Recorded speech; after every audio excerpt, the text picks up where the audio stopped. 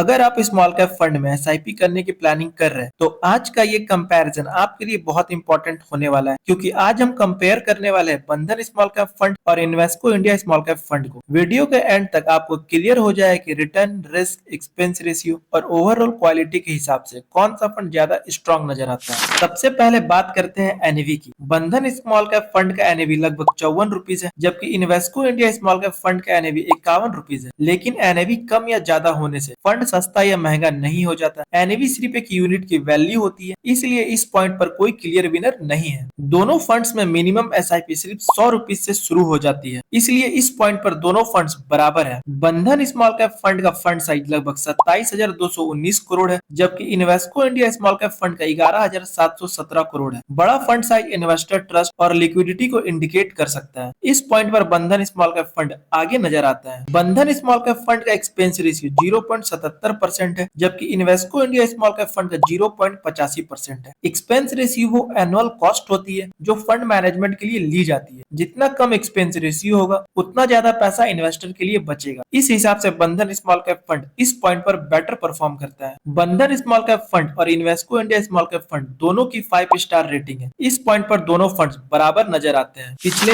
एक साल में बंधन स्मॉल कैप फंड ने 7.96% रिटर्न दिया, जबकि Invesco India small cap fund ने 11.90% रिटर्न दिया। रिसेंट परफॉर्मेंस के हिसाब से Invesco India small cap fund आगे नजर आता है। 3 साल के रिटर्न में बंधन स्मॉल कैप फंड ने 29.26% रिटर्न दिया, जबकि Invesco India small cap fund ने 24.76% रिटर्न दिया। इस पॉइंट पर बंधन स्मॉल कैप फंड बेहतर परफॉर्म करता है। 5 साल के रिटर्न में बंधन स्मॉल कैप फंड ने 22.28% रिटर्न दिया, जबकि Invesco India small cap fund ने 22.37% रिटर्न दिया। यहाँ Invesco India small cap fund बहुत ही हल्का सा आगे नजर आता है। बंधन स्मॉल कैप फंड का अल्फा 10.31 है, जबकि Invesco India small cap fund का अल्फा 6.23 है। अल्फा बताता है कि फंड ने अपने बेंचमार्क के मुकाबले कितना एक्स्ट्रा रिटर्न जनरेट किया है। जितना ज्यादा पॉजिटिव अल्फा होता है उतना बेहतर माना जाता है। इस कंपैरिजन में बंधन स्मॉल कैप फंड का अल्फा काफी बेहतर है, इसलिए ये पॉइंट बंधन के नाम जाता है। बंधन स्मॉल कैप फंड का बीटा 0.92 है और Invesco India small cap fund का 0.84 है। बीटा फंड की वॉलेटिलिटी को दिखाता है। जितना कम बीटा होता है उतना ही फंड मार्केट के कंपैरिजन में कम उतार चढ़ाव दिखा सकता है। यहाँ Invesco India small cap fund का बीटा कम है, इसलिए रिस्क के हिसाब से ये बेहतर नजर आता है। बंधन स्मॉल कैप फंड का शार्प रेशियो 1.10 है, जबकि Invesco India small cap fund का 0.91 है। शार्प रेशियो बताता है कि फंड ने लिए गए रिस्क के बदले कितना अच्छा रिटर्न दिया। जितना ज्यादा शार्प रेशियो उतनी बेहतर रिस्क एडजस्टेड परफॉर्मेंस। इस कंपैरिजन में बंधन स्मॉल कैप फंड का शार्प रेशियो बेहतर है। बंधन स्मॉल कैप फंड का सॉर्टिनो रेशियो 1.76 है और Invesco India small cap fund का 1.13 है। सॉर्टिनो रेशियो सिर्फ डाउनसाइड रिस्क यानी गिरावट को ध्यान में रखकर परफॉर्मेंस को मेजर करता है। जितना ज्यादा सॉर्टिनो रेशियो उतना बेहतर डाउनसाइड रिस्क मैनेजमेंट माना जाता है। यहाँ बंधन small cap fund downside risk के हिसाब से ज्यादा स्ट्रॉन्ग नजर आता है। बंधन स्मॉल कैप फंड का पी रेशियो 17.45 है,